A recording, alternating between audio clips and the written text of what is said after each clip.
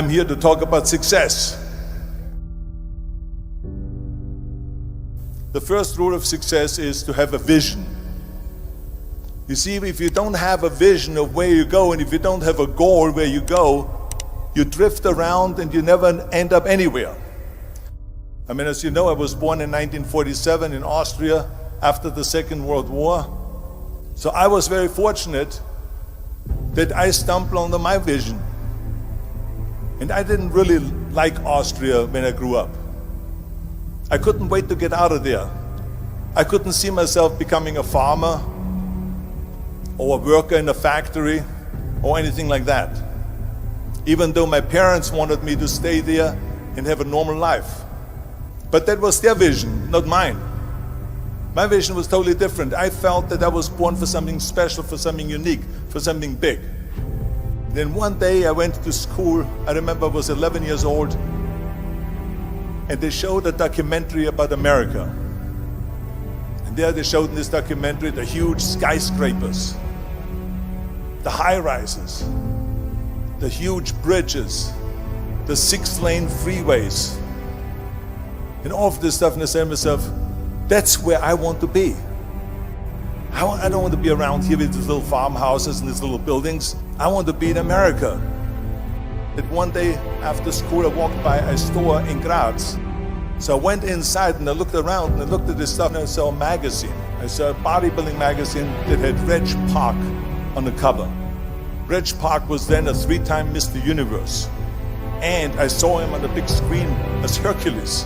I read that and I said to myself, wow, this is the blueprint for my life. This is exactly what I want to do. I want to become a bodybuilding champion just like Reg Park. I want to get into movies just like Reg Park. And I want to make millions of dollars and be rich and famous just like Reg Park. Do you know how great it felt that I knew where I was going? Imagine the majority of people don't know where they're going. I knew where I was going, that I'm going to become this bodybuilding champion just like him. So it was just a question of how do you do it? I was so relieved because when you have a goal, when you have a vision, everything becomes easy. So people always ask me, when they saw me in the gym in the pumping iron days, they say, why is it that you're working out so hard? 5 hours a day, 6 hours a day, and you have always a smile on your face. And I told people all the time, I said, because to me, I'm shooting for a goal. In front of me is the Mr. Universe title.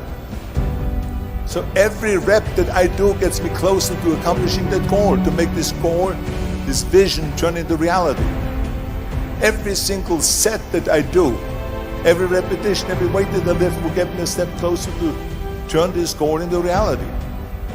So I couldn't wait to do another 500-pound squat. I couldn't wait to do another 500-pound bench press. I couldn't wait to do another 2,000 reps of sit-ups. I couldn't wait for the next exercise.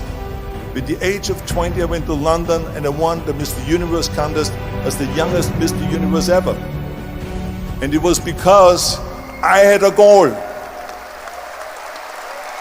So let me tell you something, visualizing a goal and going after it makes it fun. You got to have a purpose no matter what you do in life. You got to have a purpose. 74% hate their job in America. Now this is not much different when you come to Europe. The majority of people don't like what they're doing, because they're really not doing it because they didn't have a goal and they followed this goal. They just aimlessly drift around, and then all of a sudden there's a job opening, so they get that job because you have to work. But then when you work, it's a chore. It's work. It's not fun. So if you think about, only a quarter of the people really enjoy what they're doing in life. That is unbelievable if you think about it. So I felt so blessed that I knew what I was doing.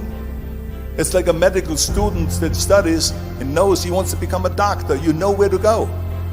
And the same thing is also in politics. I remember that in politics, I had a very clear vision that I will be the leader of California. This is as far as I could go because I was not born in America, so I could not run for president. So being the governor of the fifth largest state, I should say the largest state, the fifth largest economy in the world, was for me really the ultimate title, the ultimate accomplishment in politics. So even though people came up to me and says, why don't you go and run for something smaller, you're never gonna make it. I ran for governor, and then 2 months later I became governor of the state of California. Again, because I had a very clear vision what I'm gonna do with California. So that's rule number one, have a vision. Rule number two is, don't listen to the naysayers. Don't listen to the naysayers.